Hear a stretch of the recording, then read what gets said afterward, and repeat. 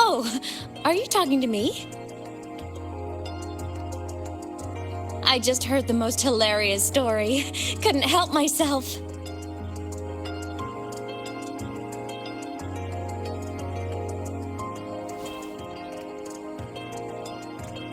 Since you asked, how about I tell you?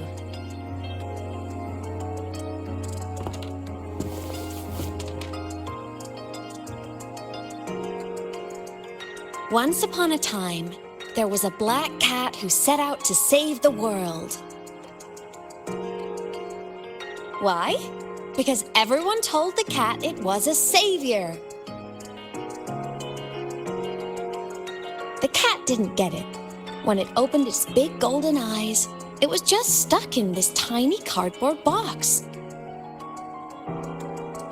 And inside that tiny box, it was crammed full of even tinier little creatures. The cat was shocked. It had to tiptoe around, careful not to step on anyone.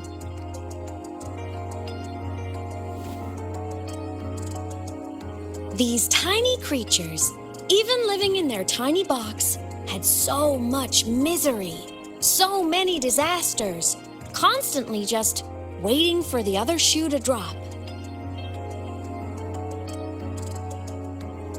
Please save us, they begged the cat. And of course, the cat agreed.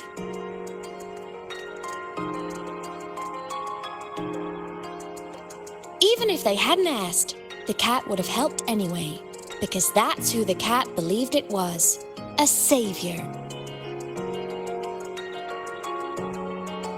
And so the cat took up its sword, always fighting, always talking, always roving.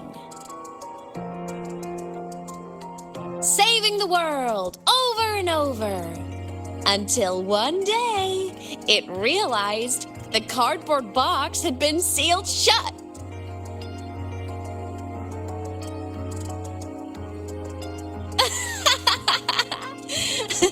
Isn't that kind of laughable?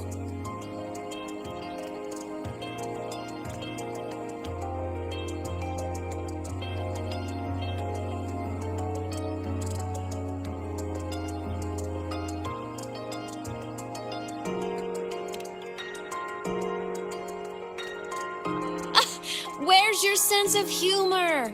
Isn't it absurd? The sheer ridiculousness of everyone ignoring the fact that it's just a cat. But in such a laughable story, somehow everyone else gets to be happy. The ones who relied on the cat, the ones who hated the cat, they all got exactly what they wanted.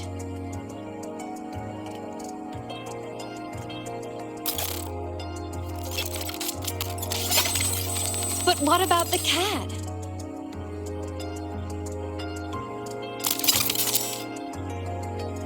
It wants to go home, but no one remembers.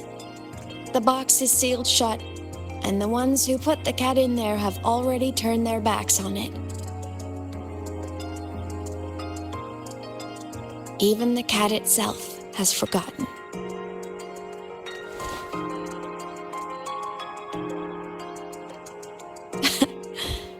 Isn't that so absurdly laughable?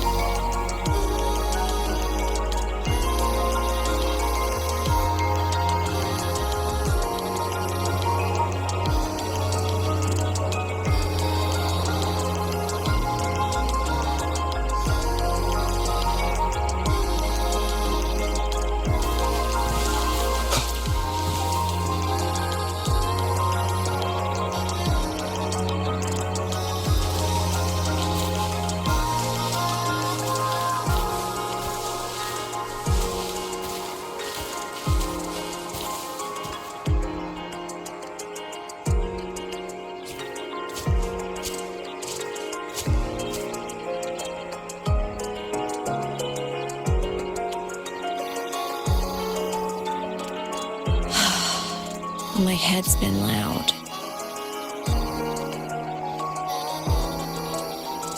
There's this question that just spins and spins up. I still don't have the answer.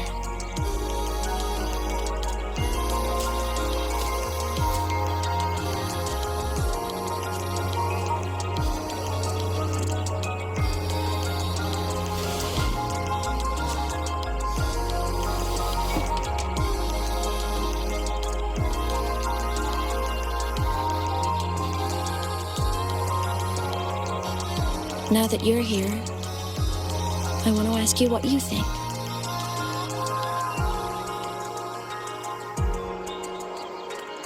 That person is my family. Family is supposed to look out for each other, protect each other. So I want to do something for him. He doesn't say it, but I can see it. All the stuff piled up inside him. The more you hide, the less you share. But I saw him recently, and I think he seems more carefree than before.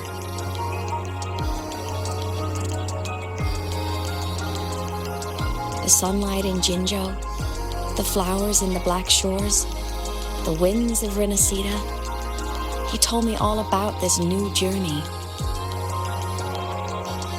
It made me happy, truly happy for him. I guess forgetting can be a blessing. If you don't remember something, it can't hurt you.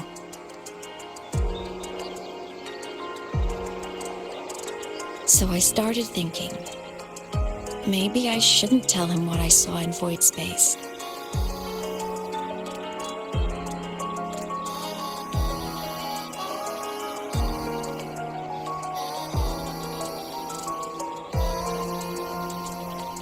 All that pain he carried about his home, it's gone now. Why bring it back?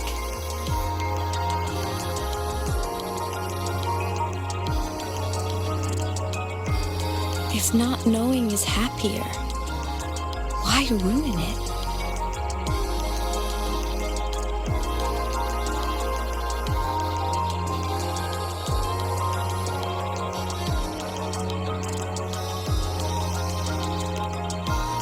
Even if the truth destroys that happiness, I can't.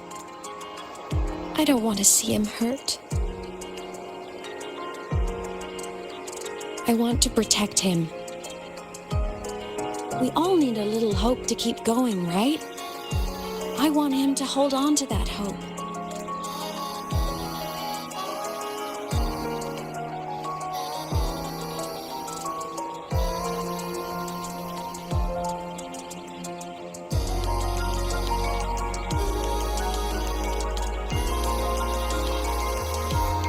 What Sigillum said is unnecessary. It's been feeding on his frequency, trying to complete itself, spouting things that should have stayed unsaid, things that would ruin his peace.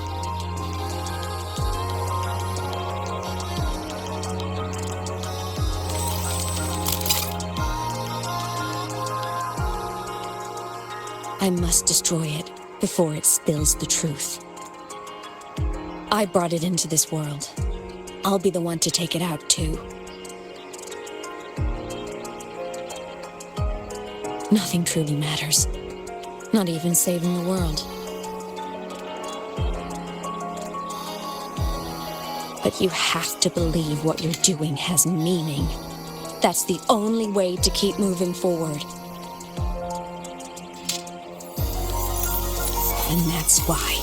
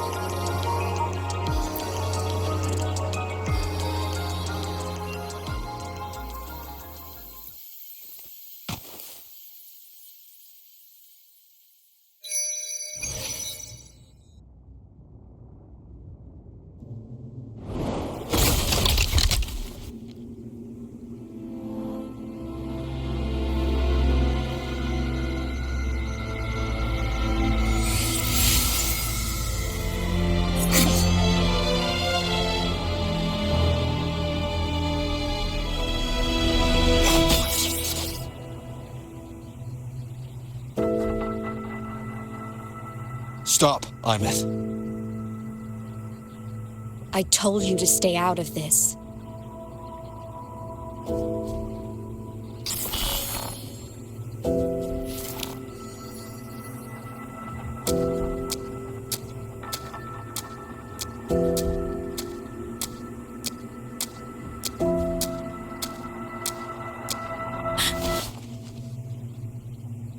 I know you did this for me, to protect my happiness, and I'm grateful, but it's over now.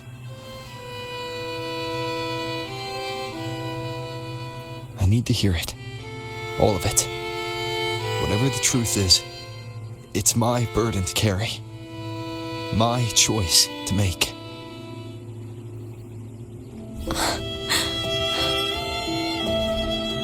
Carrying this on your own hasn't been easy, has it?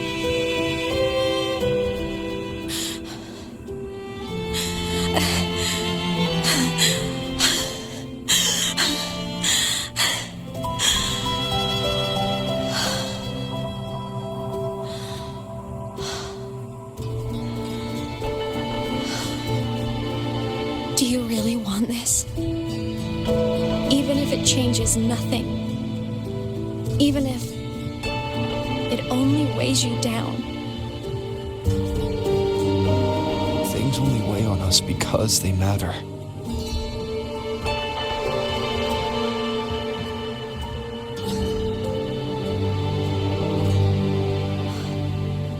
All right then. Back when we lived together, you once told me you'd come from a faraway place, that you were on Solaris to carry out a mission. Current research suggests the Exostriders and Sentinels were made with technology from the same civilization. I think that civilization is the faraway homeland you spoke of.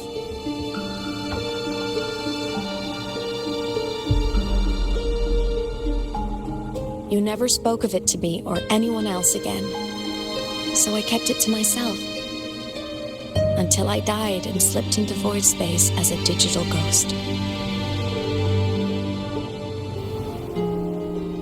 As I wandered through the ruins devoured by the Threnodian, I stumbled upon a faint frequency.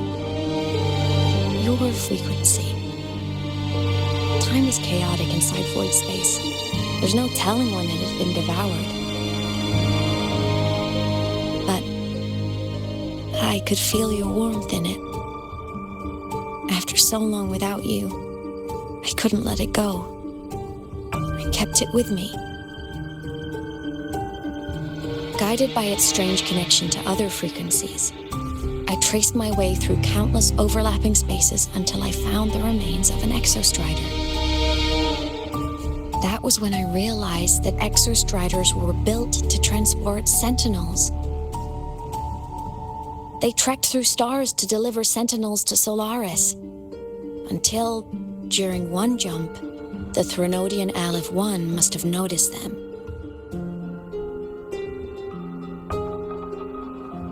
Its hunger had festered for so long that not even devouring the entire universe could sate it now.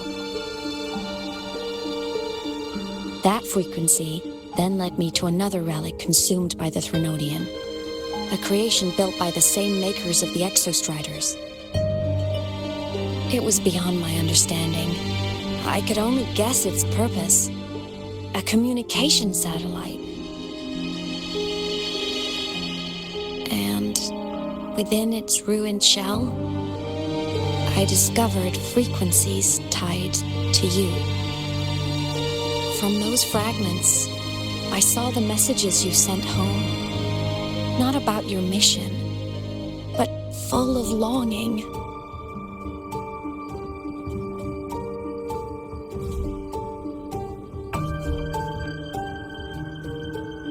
You said you wanted to go home, even if just to lay eyes on it one more time. But their reply was a rejection, because it wasn't part of your mission, because it was unnecessary.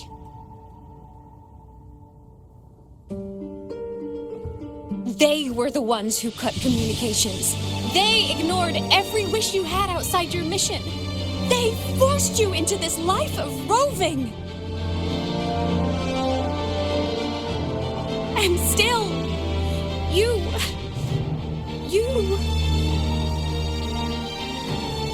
crossed the stars to fulfill their wish. How could they? How dare they treat you like that? In that moment, I was drowning in pain. I didn't know how to help you. I didn't know if I should tell you. I didn't know what future you'd even want. That's when your frequency I'd been carrying with me, it was corrupted by the void matter. It tore through my power, and Sigilon was born.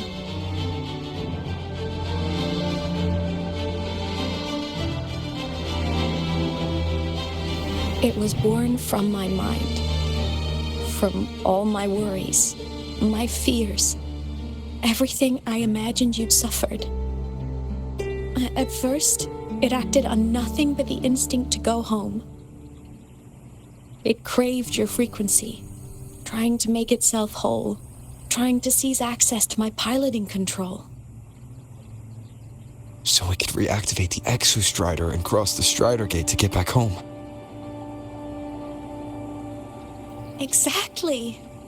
The more of your frequency it consumed, the more coherent it became. I couldn't let you hear those words, so I tried to destroy it. This is what I've been keeping from you. I'm sorry.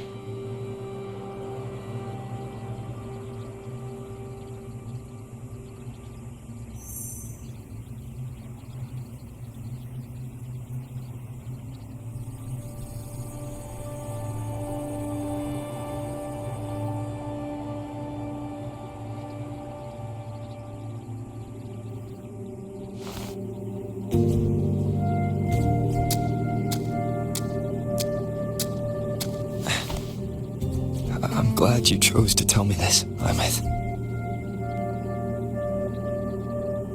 Hearing this, it's a lot to process.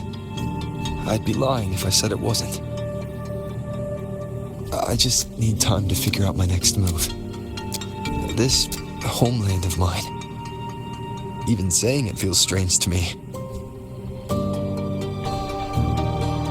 But don't worry. The journey I've had since losing my memories, the hope I found, that's mine to keep. No one can take that. Saving the world? I never saw it that way. The people and civilizations I met, they saved themselves. I was just there to help. Jinjo's soldiers fought through retroact rain till dawn. The Black Shore's bloom bearers ran themselves ragged across distant lands. Rinasita's factions all dared to defy the dark tide. The High Roy's people never stopped reaching for the stars. I'm no savior who fell from the sky, and no one ever saved themselves by waiting for one. There's been plenty I couldn't do. Losses I couldn't prevent. Sacrifices I had to accept. But I'd do it all again. Every bit of it. If this was a mission from my past, I'd be lying if I said I didn't care what they thought of me now. But that's a question for later. Right now, we have more important threats to face. The fact that I choose this path even without my memories, that tells me this is who I am. I can't stand by while the lament brings suffering. I care about this world too much. But I'm afraid you'll feel alone. With everyone here? With you here? Not a chance. I will be there for everyone. As we head toward our shared future, leaving the past behind.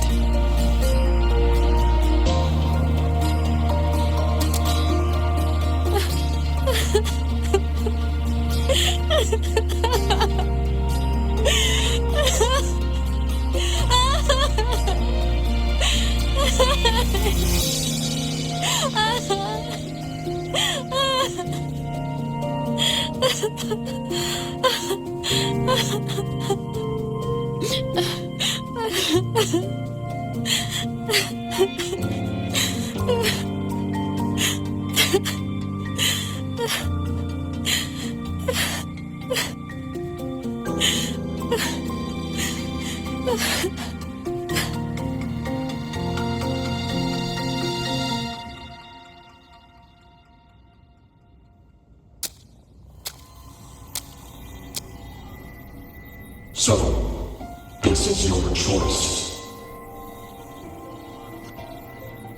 Is it worth it?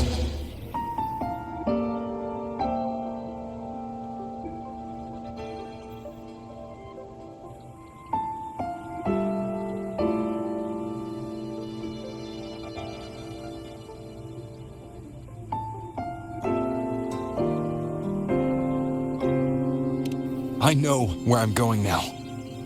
That's what matters, not where I started. Then keep going. No matter what.